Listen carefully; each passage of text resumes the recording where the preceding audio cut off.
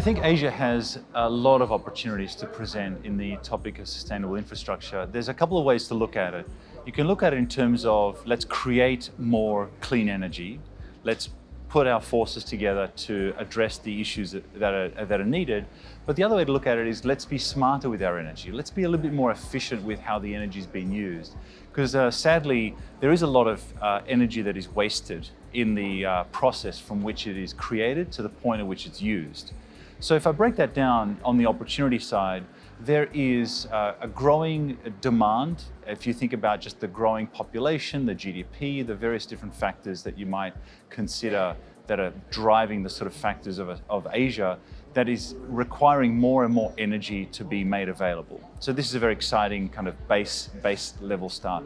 Then if you look at the forces at play in terms of achieving a net zero outcome, bringing those sort of policies together, bringing both governments as well as the public and the private sector together, there's an enormous gap, there's enormous opportunity to fill.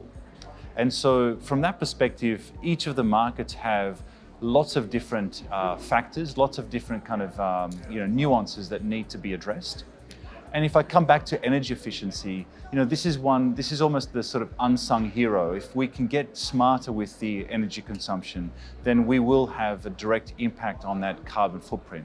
If we can be smarter with the way that the grids are set up, the way that energy is delivered into the various sites, the way that the energy is then used or utilized within those sites, then there's an incredible opportunity to just be a lot less wasteful with that very precious energy commodity.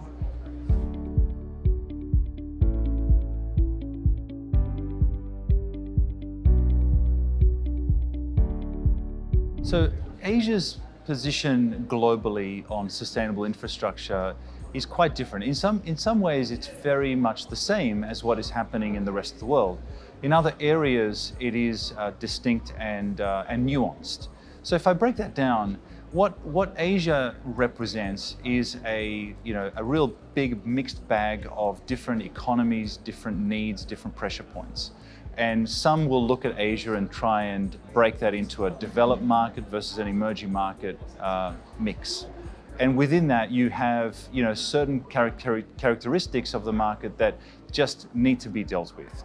Now, in Europe, when you think about the investment that's been going on there, and it's been going on for quite some time, you've now got a more homogeneous set of transactions that are happening. Not to say that the markets are homogeneous or that every part of Europe is the same, but because of the benefit of time, there's been a bit more consistency applied there.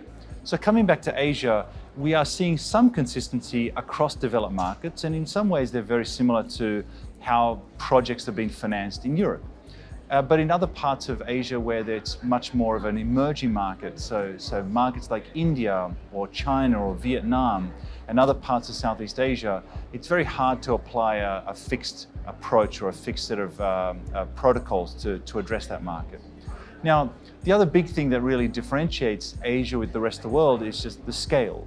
I mean, the US is a very large market.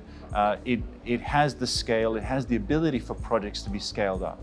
If you want that scale in Asia, you almost have to look at it in terms of not just country by country, but regions or by sort of groups of countries that can work together.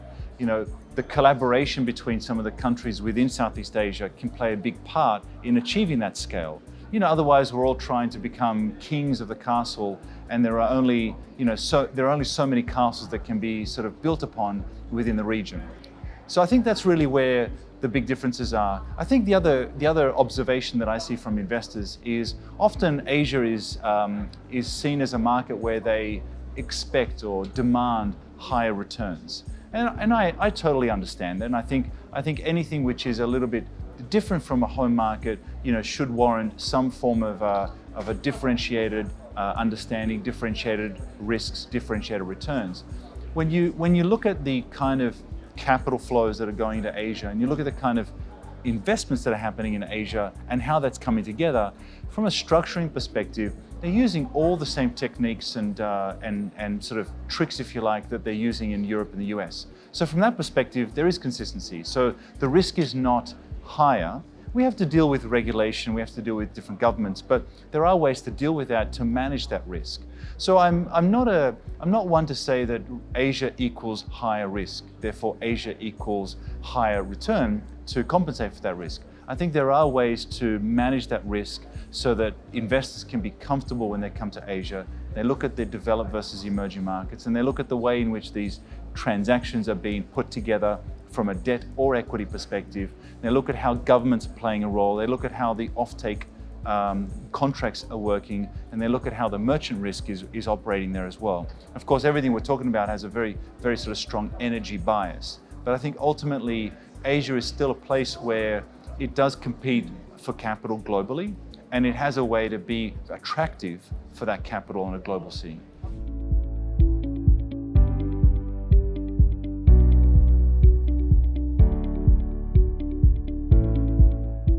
There's a lot of things that Asia continues to work on so that it can become a stronger market from a sustainability perspective, to become more of a top player globally. And ultimately, these are factors that are the confluence of government, policy, regulation, the way in which the banking market operates, the way in which the capital can be sort of brought into these transactions. So what can Asia do more? Ultimately, it's about having a proper partnership between public and private markets, a proper way to balance that risk, a proper way to think about the development of that new project, the development of that risk, and who's going to be taking that return, taking that risk with it. Asia is operating on a global basis. It is operating with very high standards, and it is attracting that capital, and it is bringing that consistency from what we're seeing overseas. So I think Asia's on a great path to become more successful at bringing on that sustainable infrastructure. There's an article just earlier today that looked at some analysis of how Southeast Asia could benefit from more investment in renewable energy. The article quoted IRENA, the International Renewable Energy Association, and they have stated that approximately $6 trillion of investment will be needed in Southeast Asia alone in terms of new renewable projects by 2050, just to really create a big dent into how the energy is being produced and the carbon footprint that we see on the back of that. And I think that's a very interesting statistic, whether it is accurate to a certain level of sort of significance or not. The dollars are quite large, the opportunity is quite large, and I think Asia is on its way to become a very attractive place for that capital.